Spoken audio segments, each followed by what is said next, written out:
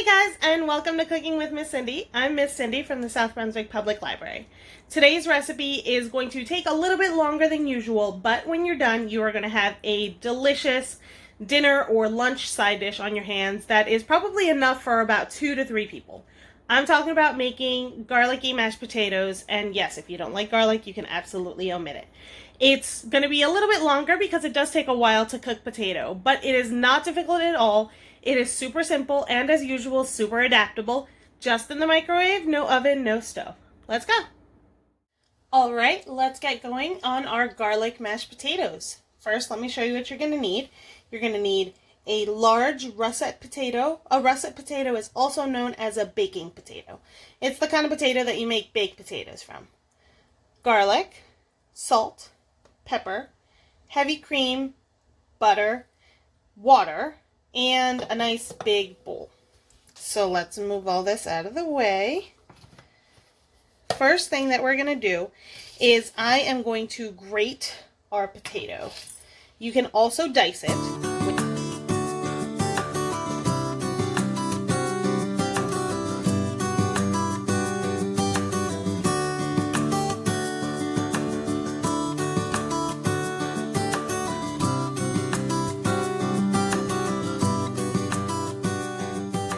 All goes in my bowl. Now, I have some water over here. The amount of water is not specifically measured. You're just going to want enough water to cover the potatoes, or the potato. It depends on how much potato you have, how big it is, how big your bowl is. So, here I put in about 2 cups. Let's put that aside for now. Now, it's time to take our garlic. Now, be very careful with this. I highly suggest getting an adult. But, basically, we're just going to cut that root end off. I smashed my garlic a little bit with the flat of the knife so that it'd be easier to peel.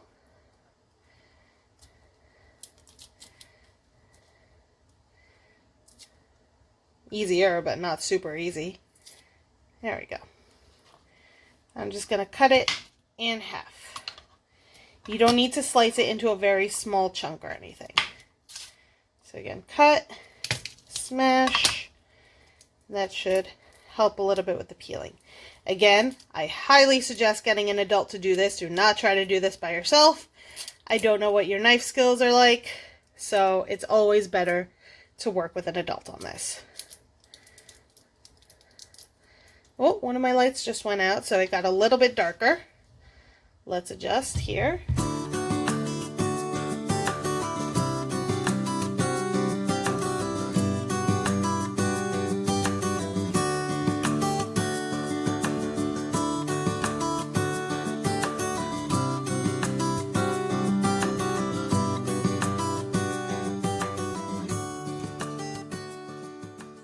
This is going to go in the microwave for about 5 to 8 minutes.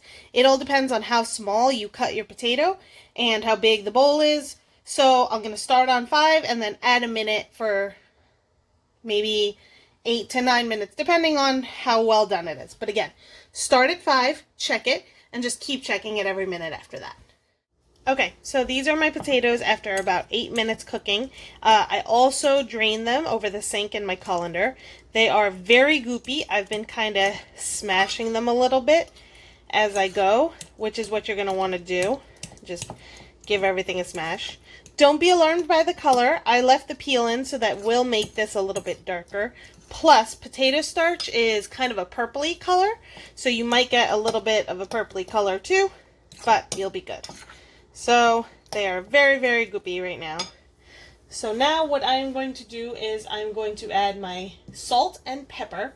You want about 1/4 teaspoon of each.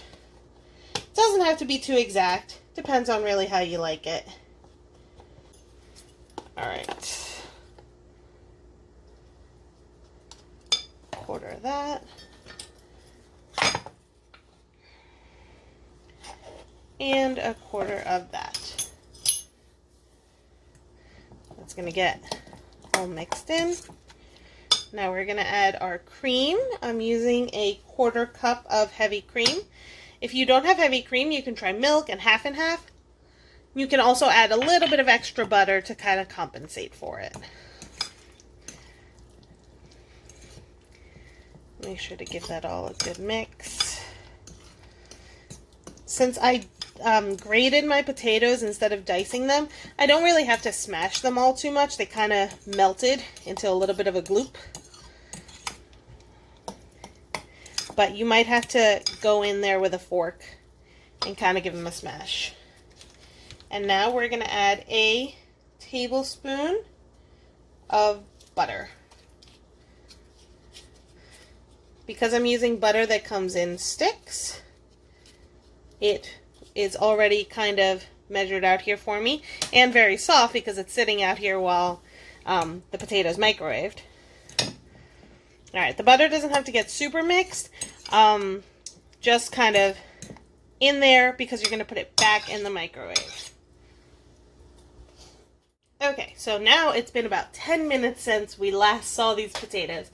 I microwaved them for about 2 minutes, and I've been letting the bowl and the potatoes themselves cool for about 6 to 7 minutes, probably closer to 8. The bowl is still pretty warm, but the potatoes have thickened up. They have definitely cooled. I can actually touch them without burning myself now, and they are pretty much ready to go.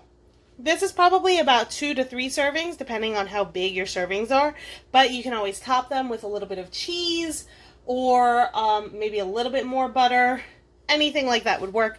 This works as a good side dish. Sometimes I just have mashed potatoes with a little bit of egg on top. Really, this is very versatile. Okay, my mashed potatoes are cooling on the counter. I've got a few little chives that I'm probably going to chop up and put on top of it. You can also top it with bacon and cheddar if you want kind of a baked potato style. You can add more garlic and a little bit of butter. You can add sour cream. You can leave them plain. There's tons of stuff you can do. I mean, it's mashed potatoes. There's not really much that you can do wrong to make them taste bad.